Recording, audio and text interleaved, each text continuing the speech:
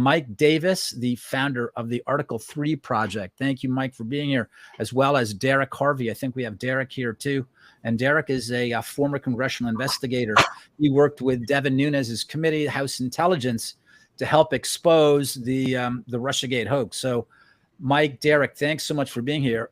Mike, you had a remarkable thread on Twitter the other day. People saw it. I saw it. And I believe these investigations are very important. Your thread explained that there's, if not nothing happening, there's not enough happening. Yeah, so House Republicans have been in power for nearly 2 months, and they've known that they were going to be in power for nearly 4 months. And so the question I have is where the heck are the subpoenas? Where are the oversight hearings related to the weaponization of the Biden Justice Department, including the FBI and the intel community against President Biden's political enemies, whether it's Trump, Trump's top aides, Trump supporters, anyone who disagrees with the ruling regime has been the subject of the weaponization of the Biden Justice Department and the intel community.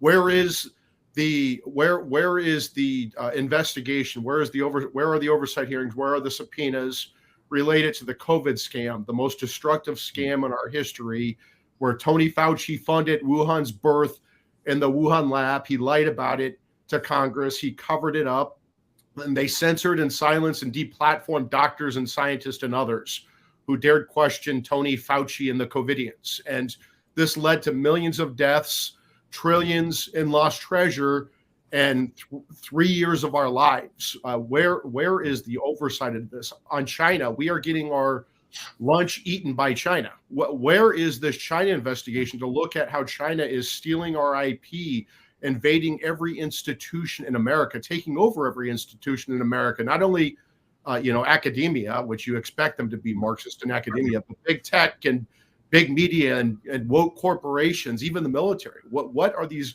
committees doing? We saw with the Weaponization Committee chaired by Jim Jordan, they've only had one hearing on February 9th, one hearing. They've issued 3 subpoenas for documents, not witnesses. Why don't they have future hearings scheduled? I criticize Jim Jordan for not having a subcommittee staff, not having a subcommittee chairman, chief counsel, and staff, not holding weekly hearings. Jim Jordan's trying to run this subcommittee himself with his full committee staff. They're busy. They have 1,000 other things going on. They're biting off more than they can chew. They need a dedicated chairman, chief counsel, and staff, and weekly hearings on this, so it's not a failed sideshow. Same thing with the COVID committee. They've sent out 3 letters. That's it. Where are their oversight hearings? Where are their subpoenas? The China committee just had their organizational meeting and first hearing this week. And to put this in perspective, when I shared this, or when I worked for then Chairman Senate Judiciary Committee Chairman Chuck Grassley on nominations, just on nominations, Grassley had a full plate on the Judiciary Committee. Nominations was just one slither of that. That didn't include the 3 or 4 other committees on which he served. That didn't include the 99 counties in Iowa that he went to every year as their home state senator. But just on the Senate Judiciary Committee from 2017 to 19, we had, over that 18-month period, we had 30 nominations hearings and we had 41 markup meetings to debate and vote on those nominees. That included Gorsuch and Kavanaugh and 276 other nominees. We had to work hard. We had to break a lot of China. We had to break through the Democrats' obstruction every day. But that's how you get results, is through hard work. And that's what these committees need to be doing. It's embarrassing that the Democrat-controlled Senate Judiciary Committee had an oversight hearing with Attorney General Merrick Garland before the Republican-controlled House Judiciary Committee.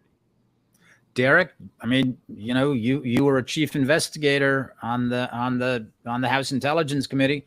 You know how they put these things together, in the House. What's going on? Well, I agree with Mike, and he's spot on. I'm glad he's been out there, communicating that to everyone that he can reach. Our effort for the Russian hoax, for example, we had a very small staff, and the scale and scope of the problem that Jim Jordan has with the Weaponization Committee is, far beyond ours. And, despite all the evidence that we were able to gather and put out there, we were unable to really tip the balance as far as public awareness about what really happened, because when the 2020 election occurred, the majority of people still believed that there was something to, the allegations that Trump was compromised by Moscow. Now, I agree with Mike completely. This is an unserious effort. And I would say that when I left the Hill in May of 2022, and we already knew that we were going to head to the majority then, and we were preparing, to get ready for oversight. And we already knew what a lot of the issues were going to be. So he's had more than 4 months. Okay. He's had the committee's professional staff across the board has had almost a year already. Okay. To be thinking about this. And they haven't hired staff. They don't even have people lined up.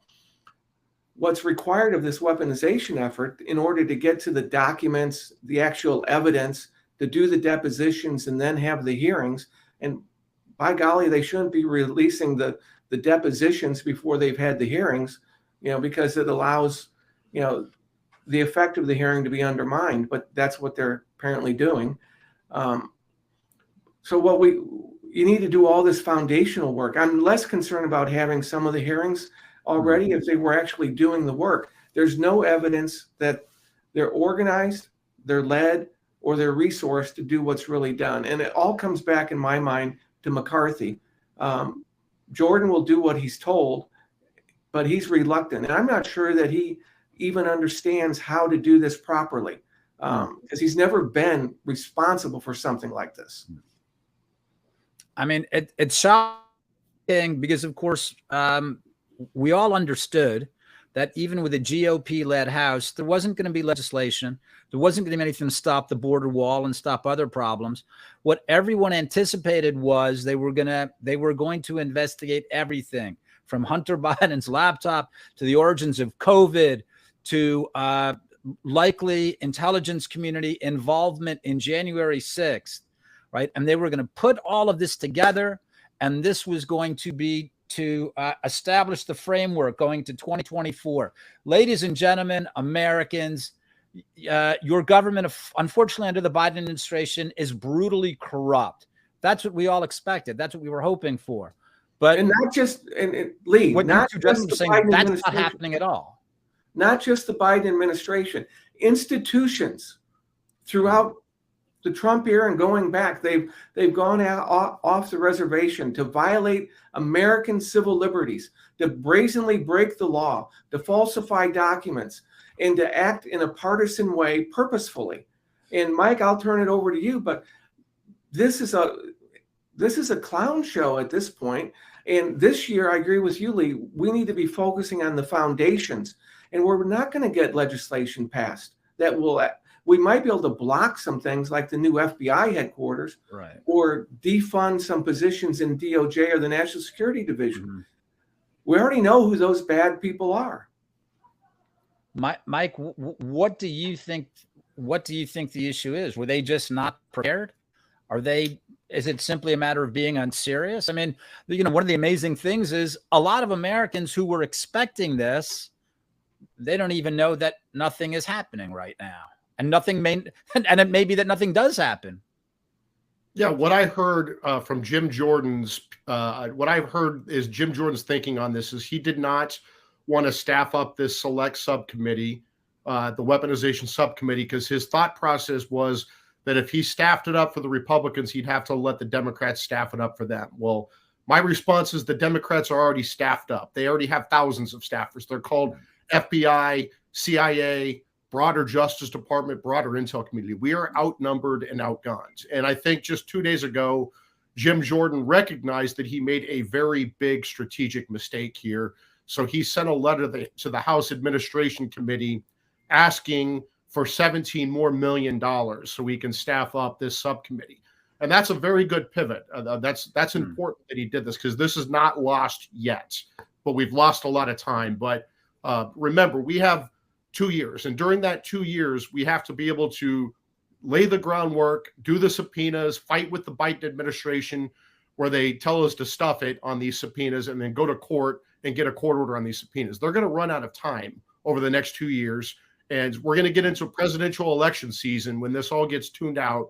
And, what's going to happen in 2 years, when House Republicans come up with nothing on all three of these select committees, conservatives are going to be irate, and they're going to stay home, and House Republicans are going to lose the House of Representatives. Yep. It's amazing because they've disappointed them. This is what they promised to voters. Here's what we're capable of doing. Here's what we're going to do. And they haven't done it.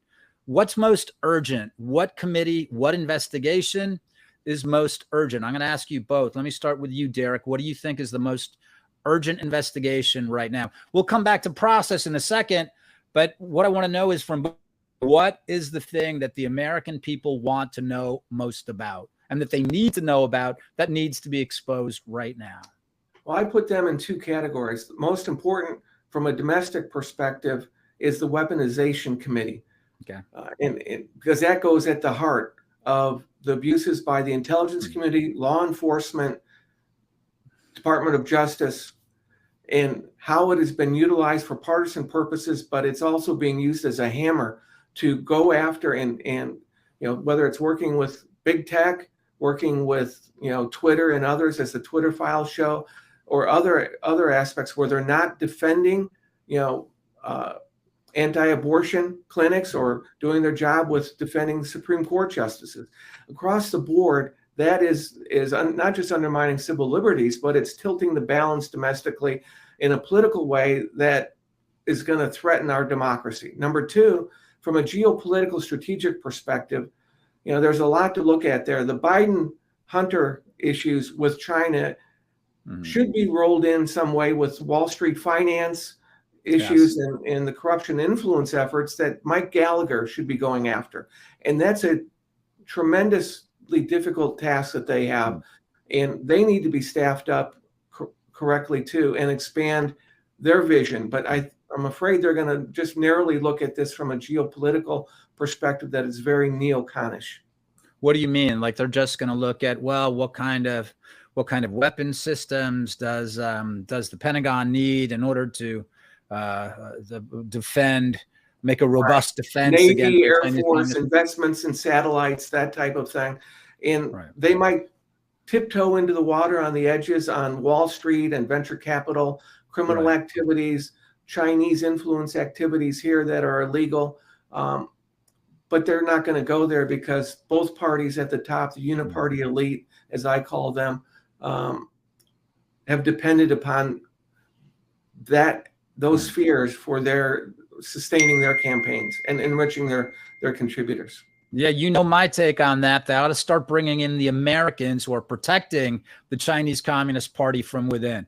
China's a problem. The bigger problem, the way I see it, is the Americans who are defending Beijing from within, whether they're on Wall Street, whether they're in Hollywood, whether they're in academia, whether they're in big tech, or whether they're part of the political echelon. Mike, what do you think is the most urgent investigation now? One or two? What's most important that you think the American people need to know? All three of these investigations are critically important. Weaponization, COVID, and China, they're extremely important. That's why we have select committees on all three of these. And the purpose of the select committee is so you can focus the efforts like a laser beam on the problems, and they're not doing that. And so the most important one is Jim Jordan's weaponization committee by far. We cannot continue as a republic if we have a politicized and weaponized Justice Department and intel apparatus that goes against the ruling regime's political enemies, or the ruling class's political enemies. I mean, frankly, we saw when Trump was our ruler, the ruling class went after Trump and all of his supporters. We can't have that. That is a recipe for a banana republic. We can't have two systems of justice in America, one for Biden and his supporters and one for the rest of us. We cannot continue down this path. We can't continue down a path where Hunter Biden, James Biden, even President Biden are clearly on Chinese and Ukrainian oligarchs' payrolls. They're clearly compromised, and they're clearly doing China's and Ukraine's bidding as the president of the United States. We can't continue down this path. And that's why it is so important that Jim Jordan here shows some humility. He hands this off. If he wants to stay the chairman of this subcommittee, fine.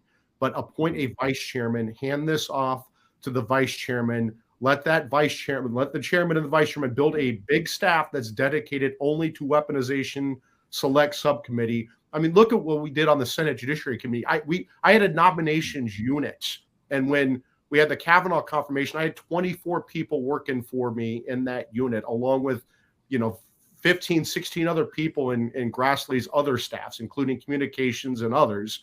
I can't imagine getting the Kavanaugh confirmation done without a dedicated staff to nominations. I don't understand why Jim Jordan has his full committee staff who have 1,000 other issues. They deal with civil litigation, they deal with criminal litigation, they deal with oversight, they deal with so many other issues. They need a staff and a staff director that focuses exclusively on this critical issue, which is the Weaponization Select Subcommittee. And it's not going to succeed if you're not focused on this like a laser beam every day for the next 2 years. Grassley's been working on the Russian collusion hoax and the corruption of the deep state for the last 6 years. Yeah. And they're constantly turning over stuff. That's in the Senate, where the Senate actually has like real power. The House needs to get rolling on this. They have to get moving. This is critical lost time over these last 4 months, really the last year, as you guys have been discussing. And this is more important. This isn't, we're going to go get documents and then roll up our sleeves and go on Fox News and pretend like we're the king of oversight. It takes real work. We need workhorses, not show horses. Right. That stuff is empty just to show up and just to start complaining about it, or say so-and-so is corrupt, so-and-so is corrupt. Put it together. Give us the evidence. Make the case. The American people want to know the details. So, Mike, that was great, because what you gave us was, I did want to talk about process. And what you're saying is the first thing that they need to do, let's just take one, the Weaponization Committee. They need to staff up, and they need to do it immediately. What do they start asking for then? Mike, if you go first, and then Derek, what do they, once they've staffed up? I mean, both of you guys have been part of investigative committees. So how does it work? Staff up, now what? I would issue subpoenas immediately. Don't waste time. The courts will defer to these legislative committees if these subpoenas deal with a legislative issue. And whether the president is compromised by Chinese and Ukrainian oligarchs is clearly a legitimate legislative issue within Congress's oversight portfolio. Whether the Justice Department is politicized and weaponized against one party for the other is clearly within Congress's legitimate legislative oversight portfolio. They need to stop doing stop thinking that you have to negotiate for weeks or months before you can issue a subpoena. Just issue the damn subpoenas. Look at what the January 6th committee did. It was a bogus committee, but they were very effective at issuing subpoenas, getting people in chairs, getting court orders, and getting accomplished what they want accomplished. I thought it was a stupid committee with a stupid goal and a stupid accomplishment, but they got accomplished what they wanted accomplished. They also told something that I've been thinking about for a little while, is they also managed to tell a story. I mean, it's a lie. The story they told is a lie, but this is, I think, the important thing about getting subpoenas is to be able to tell a story to the American people about the weaponization. Again, I'm not talking about a fake narrative like January 6th. I'm saying, like, look, here in a larger piece is what the federal government, the FBI, Department of Homeland Security, the way that they've turned the powers of the federal government against the American public. Explain it, put it together. Derek, what needs to happen right away? Again, with your experience on a committee as an investigator, what needs to happen now? Well, I agree with Mike. The subpoenas first. And they should have 70 subpoenas out there. I would start with the National Security Division in DOJ and go after the equivalent arm that's supporting them in the FBI. Why them? Can you explain why the National Security Division? Because that's where most of this stuff is originated, and it's the most partisan, politicized element in the government, in the FBI and in DOJ. And Lisa Monaco, for example, the deputy DOJ, came out of the National Security Division. But they're appointing people that were investigating us on Devin Nunes, myself, Kash Patel, and the other team that was working to uncover the Russia hoax. We were investigating their potential culpability, and they just turned it around and went after our records from Gmail and from Google and others, to get AT&T to get our phone records, our text messages, and everything. we got a lot of evidence about their culpability. It originates in that division. The greater body of the FBI is actually, and DOJ is probably okay, but I'd start with the Civil Rights Division and the National Security Division, and those that have been involved there. But you have to get the subpoenas, and they will agree to do depositions, probably in a lot of cases. People that used to work there, because not all of them are still there. They've gone elsewhere, and they don't have some of the protections that they might claim. And I go after records, meeting notes, and information, and work it back inwards from Twitter and Facebook and Instagram, and find out who they were talking to, and then subpoena those people in the government, as well as bringing in people that they were engaged with outside, including at the DNC and the lawyer groups like the Perkins Coie, a law firm that is a political arm of these folks. Then you've got Mr. Gensler over at the Securities and Exchange Commission, who paid the checks for Perkins Coie and the Steele hoax, and the director of enforcement over there at SEC, which is Peter Strzok's wife, and get them on record, because they are blocking legitimate actions that, for example, the financing of Truth Social, for no reason at all. And it's gone on for over a year, and it shouldn't have. So I would go after these easy targets at the same time. Mike, do they need people, especially on the weaponization committee? Because, with Devin Nunes's committee, they had Kash Patel, who came out of DOJ, and he knew what papers to look for, where to find them. And does the weaponization committee, do they need people from the FBI who, whistleblowers, yes, but do they also just need people who have worked previously at the FBI or DOJ and know where to find these documents, know where to find evidence of what's been going on? That would be hugely helpful if you had people, former National Security Division attorneys, former FBI counter-espionage, counter-intel attorneys. I know a lot of these people. I wish Jim Jordan or his staff director, his chief counsel, would pick up the phone and call Senator Chuck Grassley, Senator Chuck Grassley's chief counsel, Colin Davis, his chief counsel for oversight and investigations, Josh. There are a lot of people they can pick up the phone and call, and Grassley and his team would be more than happy to help them. Grassley's the king of oversight. He's been the king of oversight for decades. Grassley doesn't have subpoena power right now. They're in the minority, but he has a lot of information. It could be very helpful to Jim Jordan and make Jim Jordan look very good and actually succeed here if Jim Jordan would and his staff would actually do it. I think the bigger problem here is that this is a speaker problem. We have 3 select committees across 3 full committees in the House, with China as a full select committee. This weaponization committee is a select subcommittee on judiciary, and the COVID committee is a select subcommittee on oversight and investigations. That shows that they're not taking these oversight investigations, these select committees, seriously across the whole House. So that's a Kevin McCarthy problem. Kevin McCarthy needs to show some leadership here.